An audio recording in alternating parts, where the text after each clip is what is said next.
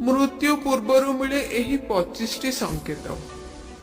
जड़े व्यक्ति जन्म नेबा मात्रे तार मृत्यु निश्चित हो जाए।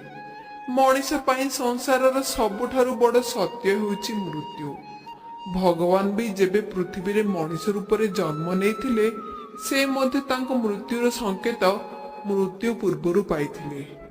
जेकोसी मनीषर विकास पाई 9 मास लगे। से ता मातृ गर्भरे 9 मास पर्यंत विकसित हुए एवं तापरे जन्म हुए। जेपरी विकास पाई 9 मास लगे सेही भली जने व्यक्ति को मृत्युर 6 मास पूर्वर संकेत मिलिबा आरंभ हो जाए। अकाल रे जने व्यक्तिर मृत्यु हेले मध्य जमराज तांको अनेक संकेत देइथांती। एठारे आमे मृत्यु पूर्वर मिलुथबा संकेत बा देखा जाउथबा लक्षण गुड़िक विषय रे जानिबा। जने व्यक्ति जेतेबेले एही सबु संकेत पाई थाए सेतेबेले सतर्क होई जिबा उचित। हिंदू शास्त्र अनुଯାयी जन्म एवं मृत्यु केवल गोटे समय होइथिबा बेले जीवन एहा पूर्वरु एही समय रे एवं एहा परे मध्य जारी रहिथे। हिंदू धर्म अनुଯାयी जे कोनसी प्रकारर मृत्यु हो से काल बा अकाल एहार प्रक्रिया 6 मास पूर्वरु आरंभ हुए। मृत्यु को मात्र 6 मास पूर्वरु स्थगित रखा जाई परिबो। केवल देवता किंबा मनीष मानक पूर्व जन्मर पुण्य ही 3 दिन पूर्वरु मृत्यु को स्थगित रखि परिबे। एहा मने रखिबा उचित जे जने व्यक्ति मृत्यु को 6 मास पूर्वरु हृदयंगम करि परिबो। जीवन विकसित हेबा पई 9 मास लागे किंतु मृत्युर प्रक्रिया 6 मास समय लागे। 3 मास अंतर। प्रथम मानव शरीर 7टी चक्र थिबा कथा पुराण रे वर्णना करा जायछि। मृत्युर आगमनर आभास प्रथमे मस्तिष्क को नुहे बरं नाभि चक्र रु आसे। एहार अर्थ नाभि चक्र रे प्रथम आघात अनुभव करा जाई पारे। मृत्युर प्रथम संकेत नाभि चक्र रु ही जणा पड़ी पारे। गोटे दिन रे एही नाभि चक्र भांगे नाही। एहार भांगिबार प्रक्रिया दीर्घ समय धरी चली थाए एवं चक्र भांगिबा सहित मृत्यु पाखे आसिबार अनेक लक्षण अनुभव हेबाकु लागे। नाभिरु जन्म होउथुवा व्यक्ति निजे नाभिरु मरि जाए। नंबर 2 समुद्र शास्त्र रे एहा उल्लेख करा जायछि जे जेतेबेले मृत्यु आसे पापुली रे थिबा रेखा गुड़िक अस्पष्ट होई जाए एवं एते हल्का देखा जाए जे दृश्यमान ही होई न थाए। नंबर 3 मृत्युवरण करुथुवा व्यक्ति को चारि पाखरे किछि छायार उपस्थिति अनुभव होइथे। एहिपरि लोक माने सेमानकर पूर्वपुरुष एवं अनेक मृत लोकों को स्वप्न रे देखंती। स्वप्न विज्ञान रे एहा वर्णना करा जायछि। स्वप्न बेले बेले भविष्यतर घटना विषय रे भविष्यवाणी करे। एहा सूचाई दिए जे से दुस्वप्न देखुचंती। नंबर 4 गरुड़ पुराण उल्लेख करिसंती जे जेतेबेले मृत्यु पाखे आसे जने व्यक्ति तांको पाखरे बसिथिबा व्यक्ति को मध्य देखि परिबो नाही। एपरि समय रे व्यक्ति सामने रे जमदूत माने दृश्यमान हुअंती एवं व्यक्ति सेमानकु देखि भय करंती।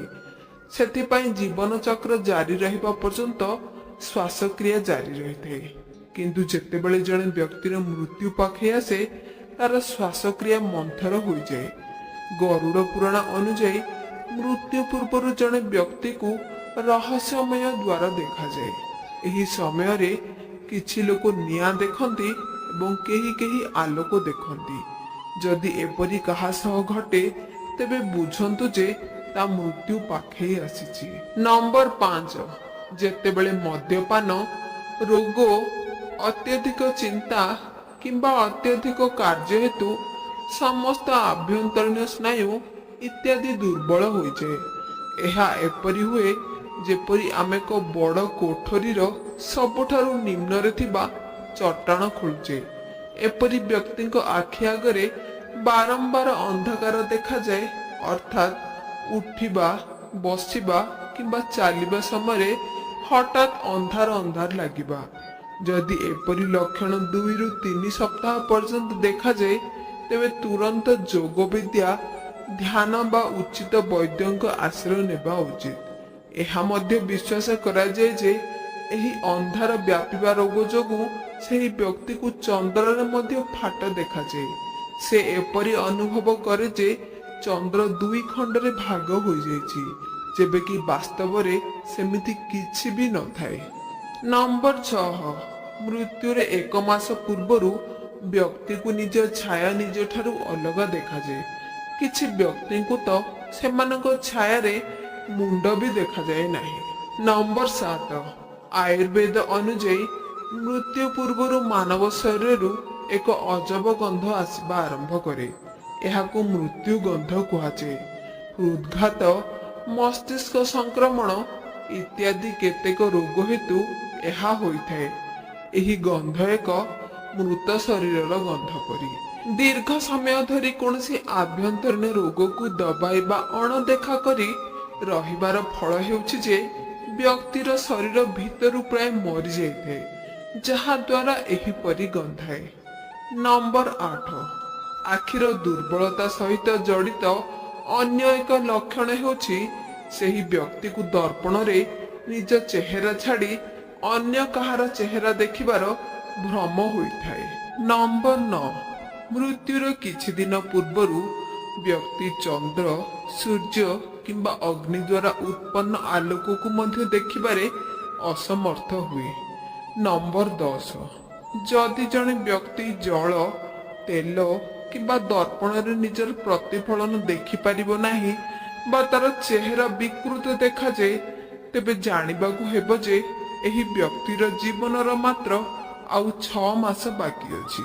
ନମ୍ବର 11, ଜଣେ ବ୍ୟକ୍ତିର ଶ୍ୱାସ ବହୁତ ମନ୍ଥର ଗତିରେ ଚାଲେ ବା ସେ କେଉଁଠି ବି ଶାନ୍ତି ପାଏ ନାହିଁ। ନାକର ଧ୍ୱନିରେ ଅସଂଘଟିତ ଲକ୍ଷଣ ଦେଖାଯିବା ସାଧାରଣତଃ ମୃତ୍ୟୁର 2-3 ଦିନ ପୂର୍ବରୁ ଦେଖାଯାଏ। କୁହାଯାଏ ଯେ ବ୍ୟକ୍ତି ତାର ଡାହାଣ ନାକରେ ପୁରା ଦିନ ଓ ରାତି ଅର୍ଦ୍ଧ ନିଶ୍ୱାସ ଥଣ୍ଡା ବ୍ୟତୀତ ନିଏ, ତେବେ ଜାଣିଯିବ ଯେ ସେ କୌଣସି ବଡ଼ ରୋଗର ଶିକାର ହୋଇଛି।